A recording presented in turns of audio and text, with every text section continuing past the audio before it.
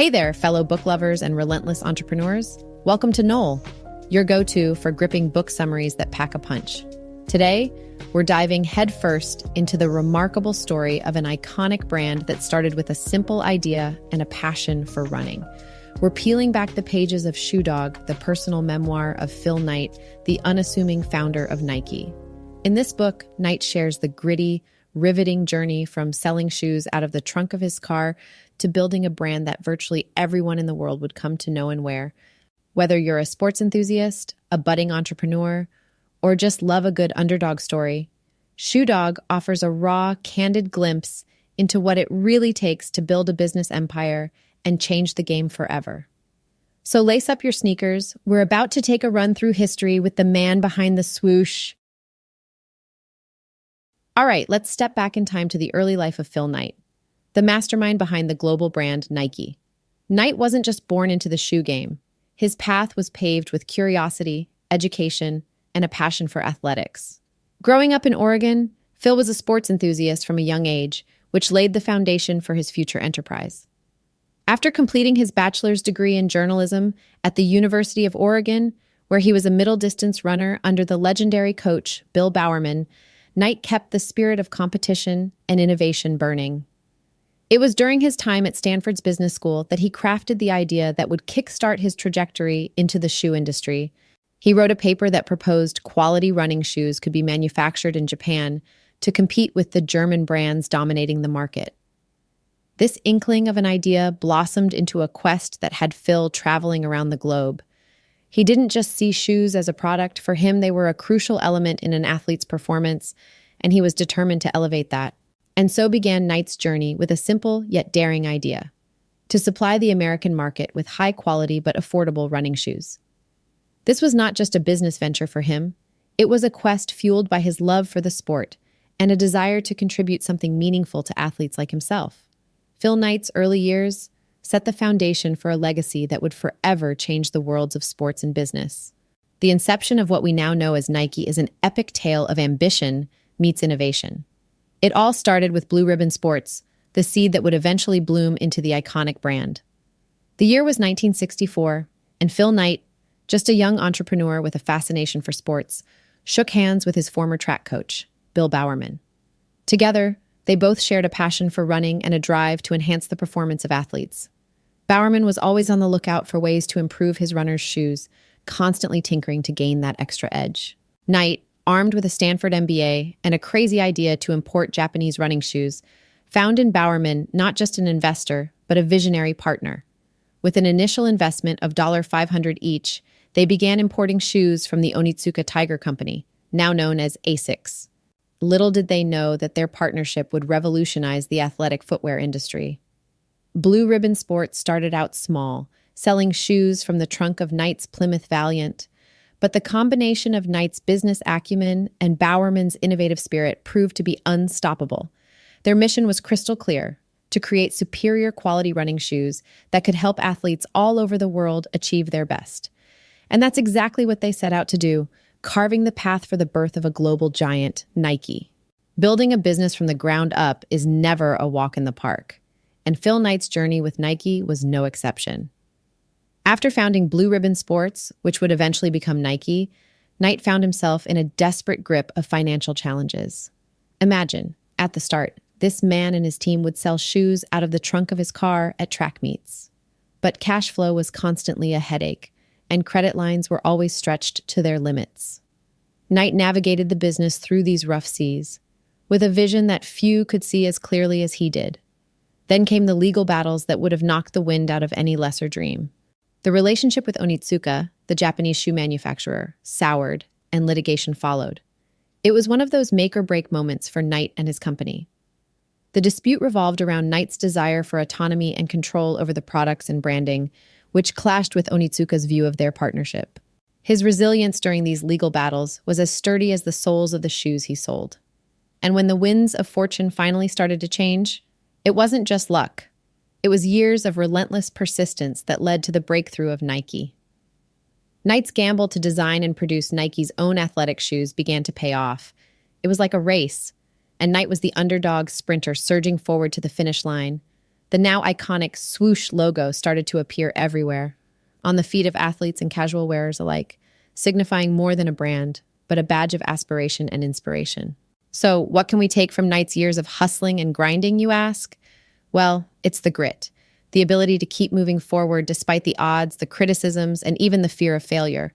Remember, for Phil Knight and for Nike, the road to success wasn't paved with gold, but rather laid out with the same rubber and leather of the sneakers that would jog to global dominance. And who would have thought that a young man with a crazy idea about selling shoes would turn his vision into a multi-billion-dollar empire? When you think of Nike, it's impossible not to admire the leaps and bounds they've made in shoe design and marketing. Innovations, they've been game changers. Let's rewind to the early 70s. Phil Knight and his coach, Bill Bowerman, were tinkering away to create a shoe that could revolutionize running.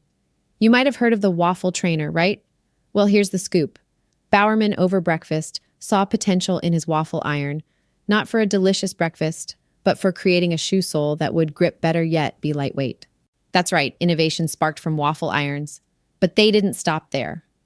Nike was determined to strut past the competition, not just in design, but also in how they presented themselves to the world.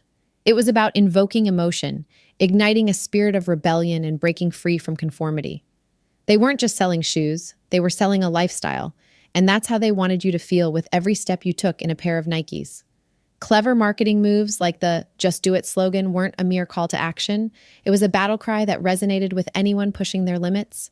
This wasn't just a tagline, it was a banner under which every athlete, aspiring or professional, could rally. And rally they did, catapulting Nike into a realm where they weren't only shoe sellers, but also dream sellers, turning customers into apostles of the swoosh gospel. This emotional connection paired with revolutionary design is what has not just set Nike apart, but a stride ahead of the rest. Nike's brand growth is a saga of turning dreams into reality, and it all began with a deep understanding of athletes and their needs. Phil Knight knew that to excel, Nike had to create products that were both innovative and inspirational. They started small, but with a big vision. Nike's early adoption of celebrity endorsements was game-changing. Through partnerships with prolific sports icons like Michael Jordan, the brand didn't just sell shoes, it sold aspirations. Their marketing campaigns like the "Just Do It" slogan transcended mere advertising. They became part of cultural dialogues. Global expansion followed as the world began to take notice. Nike stores opened in countries far and wide, while manufacturing and supply chain operations spread out to meet the skyrocketing demand. Knight's guidance allowed Nike to leverage the global television coverage of sporting events, further embedding the brand in the international consciousness. With each Olympic Games, World Cup, or NBA Finals, the swoosh was there, visible on the feet and apparel of elite athletes. That growth wasn't without its learning curve. They adapted to different markets, understanding local cultures and tastes, and adjusted their products accordingly. While navigating these new territories, Nike maintained its core identity, always emphasizing performance, pushing the envelope, and delivering a message that resonated with everyone from casual joggers to superstar athletes. The Nike swoosh, simple yet omnipresent, became not just a brand logo, but an emblem of athletic excellence and personal aspiration across the globe. Phil Knight's philosophy on leadership is as distinctive as the swoosh on a pair of Nikes. You see, Knight wasn't just about selling sneakers. He was about igniting a spirit, a culture that would sprint beyond the track. He believed in leading from the back. Rather than being the loudest voice in the room, Knight chose to trust his team, giving them the autonomy to make decisions and take risks. Think about it. Nike was innovative from the get-go, and that innovation stemmed from a culture of empowerment. Knight's leadership style was less about micromanaging and more about hiring the right people and setting them loose. He sought out employees who were not just talented, but also shared his passion for sports and the brand. It was about creating a tribe that would live and breathe the mantra, "Just do it." This philosophy brought out the best in his team, fostering an environment where creativity and a can-do attitude were the daily norm. And let's not forget, Knight was as much a coach as he was a CEO. He believed in the power of encouragement and inspiration, bolstering his team to push past their limits. By fostering a work environment more akin to a tight-knit sports team than a hierarchical corporation, Knight shaped a brand identity that was rebellious, adventurous, and relentlessly progressive.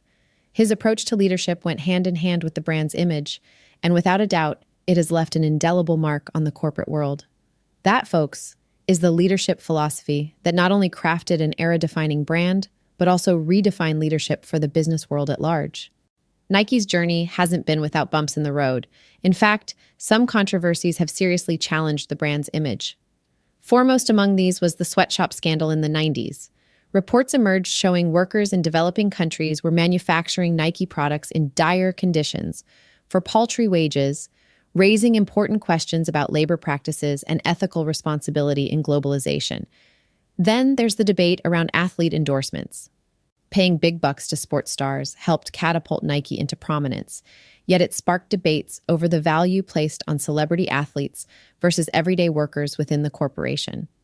It was a complex scenario that forced Nike to reassess its strategies, improve working conditions, and become more transparent with its labor policies. Phil Knight, known for his competitive nature, faced these moral challenges head-on. Acknowledging faults was not a sign of weakness, but a commitment to improvement, showing that even global giants like Nike must continually evolve, not only in their products but also in their corporate conscience. These episodes, while controversial, spurred Nike to be a leader in pushing for fair labor standards across the industry, a testament to the brand's resilience and capacity to adapt in the face of adversity. It's fascinating, isn't it, how a brand can transcend its commercial roots and weave itself into the fabric of culture. Nike did just that. It's not just about sneakers and sports gear, it's about the aspirational message, just do it. This slogan has motivated countless individuals to push beyond their limits, in sports and in life. Nike became more than a brand. It became a cultural icon, associated with the rise of hip-hop fashion, street style, and the glorification of athletes as heroes. Look at the Air Jordans. These shoes started as a basketball sneaker and elevated into a symbol of cool, shaping fashion trends and becoming a must-have for sneakerheads everywhere. The influence spilled onto other areas too. Nike's partnerships with world-class athletes like Michael Jordan, Serena Williams, and Cristiano Ronaldo have made these sports stars household names. Their endorsement deals setting the template for how sports can be a conduit for broader fame and influence. And it's not just in the realm of sports and fashion. Nike has touched upon social issues, using their brand to stand up for what they believe in, even if it stirs controversy.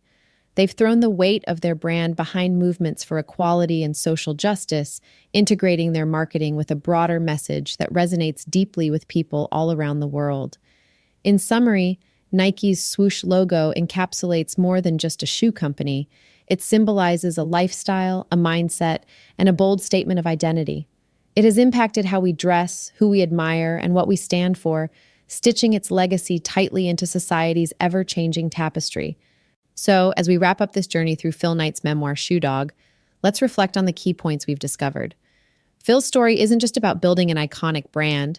It's a tale of passion, perseverance, and the gritty reality of following a dream.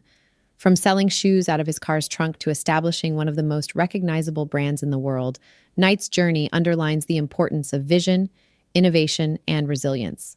Despite numerous setbacks, financial crises, and intense competition, he steadfastly held on to his belief in better, more innovative athletic shoes. The lesson is clear. Great achievements arise from commitment to one's ideas and a willingness to face down the odds. Knight's story teaches us that to just do it is not just a catchy slogan. It's a philosophy that can drive us towards unimaginable success. All right, we're wrapping up our brisk run through the extraordinary journey of Phil Knight in Shoe Dog. I really hope you've enjoyed the ride, laced up tight with the twists and turns of building an empire like Nike. If this summary got you pumped up and racing with thoughts, why not share it with a friend or two? Who knows? It just might be the kickstart they need for their own entrepreneurial dash to the finish line. And hey, while you're at it, feel free to dive into the full book for a deeper look into the wisdom behind those iconic swooshes. Until next time, keep hustling, stay relentless, and just do it, whatever your it may be. Thanks for lending me your ears, and remember, every big dream starts with a single step, or in this case, a running shoe. Catch you on the next one.